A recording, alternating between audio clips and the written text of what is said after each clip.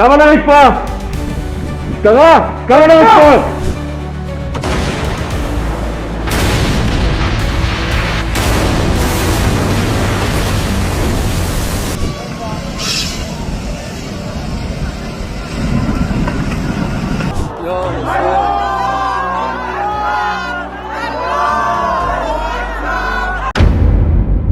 टीवी10 भारत, सच की ताकत। अमेरिका और इजराइल ईरान पर लगातार हमले कर रहा है, लगातार वहां के सुप्रीम लीडर्स की हत्या कर रहा है।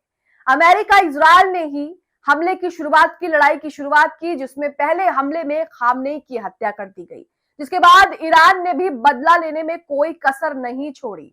अब एक बार फिर से खबर आ रही है कि अमेरिका और इजराइल ने मिलकर ईरान के चीफ कमांडर अली लारिजानी की हत्या कर दी गई है हमला करके, जिसके बाद ईरान भी कम नहीं है। ईरान ने भी जवाबी हमले करना शुरू कर दिए, जिसके बाद अब खबर आ रही है कि ईरान ने हत्या का बदला लेते हुए इजराइल के जो पूर्व चीफ कमांडर है सेना के, उनकी हत्या कर दी गई है, उन्हें मौत के घाट उतार दिया है। तो यहाँ आप देख रहे हैं कि दोनों की तरफ से जवाबी हमले जो है वो जारी हैं और लगातार जैसे जैसे दिन बढ़ रहा है वैसे वैसे ये जंग जो है वो और भी ज्यादा बड़ी, खतरनाक और भयावह होती जा रही है। इसी के साथ ईरानी हमलों में इजराइल के कौन कौन से सैनिक मारे गए हैं ये आपको बताते हैं। नमस्कार, आदाब, आप देख रहे हैं टीवी10 भारत और मैं हूं आपके साथ मुनमुन रहमान। तो यहाँ पर आप देखेंगे कि लारिजानी की मौत का बदला ईरान ने कैसे लिया है। ईरान ये बताने में कोई कसर नहीं छोड़ रहा है कि ईरान अपनी मर्जी से ही रुकेगा जब उसे रुकना होगा, और ना ही उसे अमेरिका इजराइल मजबूर कर सकता है रुकने के लिए। अमेरिका इजराइल जमकर हमले कर रहा है। अमेरिका इजराइल चाहता है कि हम ईरान पर पूरी तरह से कब्जा कर ले, लेकिन ईरान में जब तक इस तरह के लड़ाके मौजूद हैं, ये तो मुमकिन अमेरिका इजराइल के लिए बिल्कुल भी नहीं है। तो खबर क्या आ रही है, पहले आप एक्शन देखिए, उसके बाद आपको रिएक्शन दिखाएंगे जो ईरान ने दिया है। तो एक्शन में देखिए क्या हुआ है। आरटी हिंदी का ट्वीट जिसमें लिखा है कि ईरान ने अमेरिकी इजरायली हमलों में सिक्योरिटी चीफ अली लारिजानी की मौत की पुष्टि कर दी है। ईरान के इस्लामिक रिवोल्यूशनरी गार्ड कॉर्प्स ने कहा कि ईरान के सुप्रीम नेशनल सिक्योरिटी काउंसिल के प्रभावशाली चीफ अली लारिजानी अमेरिकी इजराइल हमलों में मारे गए हैं। लारिजानी के कार्यालय ने कहा कि इस हमले में उनके बेटे मुर्तजा और सुरक्षा के लिए उनके डिप्टी अली रजा बयात की भी मौत हो गई है इन हमलों में। लारिजानी के एक्स अकाउंट पर भी उनकी मौत की पुष्टि कर दी गई है। अली लारिजानी को देश की सबसे ताकतवर शख्सियतों में से एक माना जाता रहा है।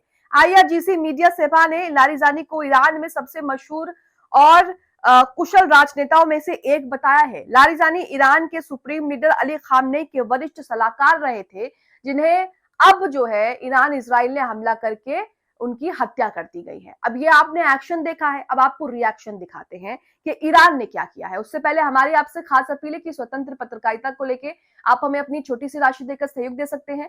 वीडियो में देकर क्यूआर कोड को आप स्कैन कर सकते हैं और हमें अपना सहयोग दे सकते हैं ताकि ऐसी निष्पक्ष खबरें हम आपको दिखाते रहे। अब एक्शन देखिए, एक्शन तो आपने देखा है, अब रिएक्शन देखिए। तो यहाँ पर आप अपनी स्क्रीन पर ट्वीट देख रहे हैं काविश अजीज का।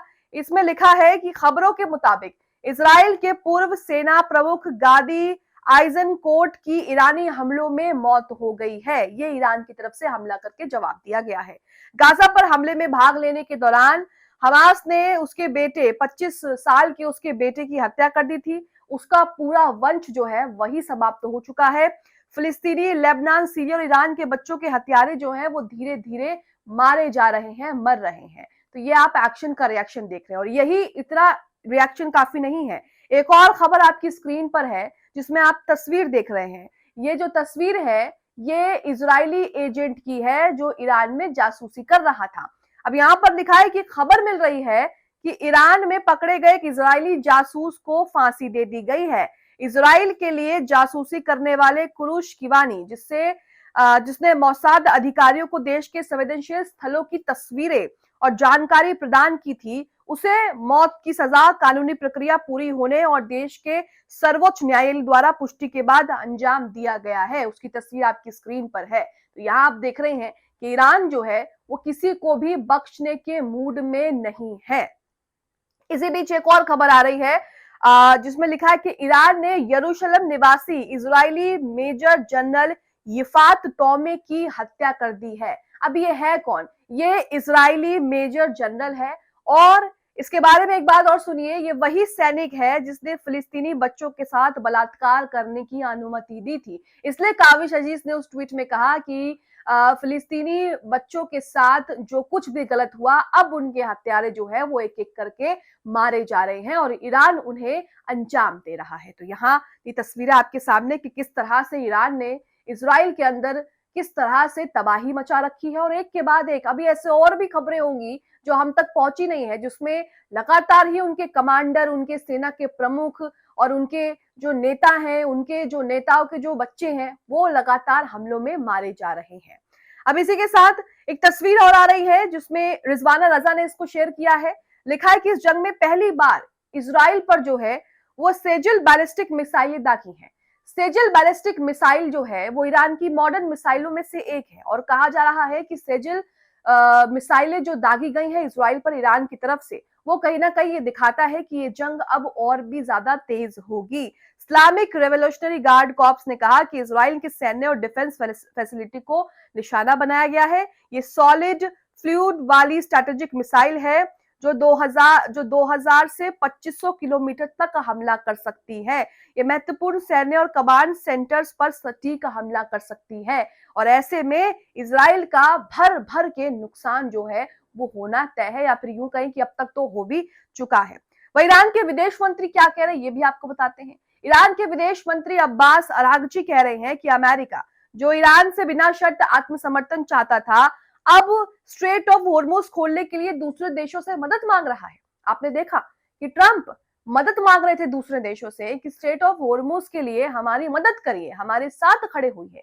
सुपर पावर अमेरिका का ये हाल है।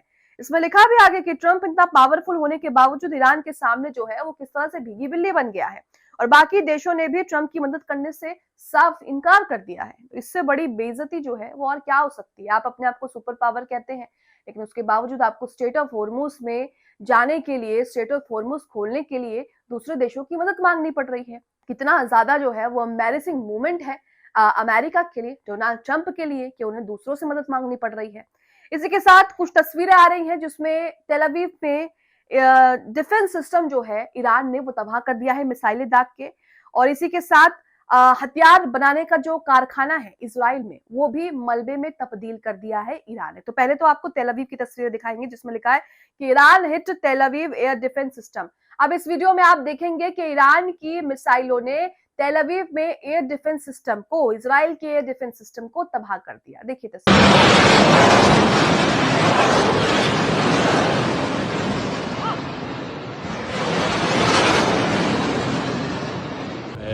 Okay. तो ये तस्वीर आपने देखी। अब इसी बीच मध्य इजराइल में यानी कि मिडल इजराइल में क्या हुआ है वो आपको बताते हैं। मिडल इजराइल में ईरान की मिसाइलों ने इजराइल को जो है वो बड़ा झटका दिया है, क्योंकि जो हथियार बनाने के कारखाने हैं उसे ही मलबे में तब्दील कर दिया है ईरान ने। ये तस्वीर देखिए जिसमें धू धू करके जो है आपको आग जो है वो जलती दिखेगी, धुएं के गुब्बार दिखेंगे। ये जगह कोई ऐसी वैसी जगह नहीं, ये हथियार बनाने का कारखाना है जिसे ईरान ने तबाह कर दिया।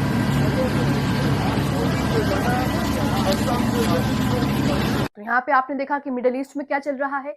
इसी बीच आपको यरूशलेम के पूर्व में क्या हुआ है। इजरायली कब्जे वाली सेना ने यरूशलेम के पूर्व में एक मस्जिद पर धावा बोल दिया। 27वीं मुबारक रात के दौरान ये सब कुछ हुआ है। कब्जा करने वाली ताकतों ने नमाजियों को वहां पर परेशान किया। उनमें से एक फिलिस्तीनी इबादत गुजार को वहां से जबरदस्ती उठा भी लिया गया है। पवित्र रात में मस्जिद के अंदर की गई ये कार्रवाई जो है वो पूरे इलाके में गुस्से और तनाव को और भी भड़का रही है। इसकी तस्वीरें भी आपकी स्क्रीन पर है।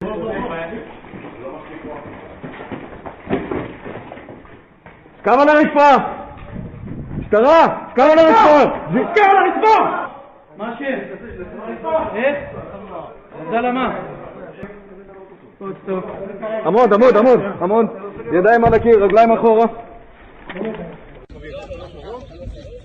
तो यहाँ आपने देखा कि क्या कुछ इजरायली सेना जो है वो बाज जो है कभी नहीं आ सकती। एक तरफ ईरान लगातार इजरायली सेनाओं को, इजराइल को खदेड़ रहा है, वहीं इजरायली सेना अपनी खींच किस तरह से फिलिस्तीनियों पर निकाल रही है और उन पर धावा बोल रही है। अब मिडिल ईस्ट में जो कुछ चल रहा है ये कब थमेगा? ईरान अपने कदम वापस लेगा या नहीं? ईरान ऐसे ही लड़ता रहेगा? इसे लेकर कमेंट बॉक्स में अपनी राय जरूर दें।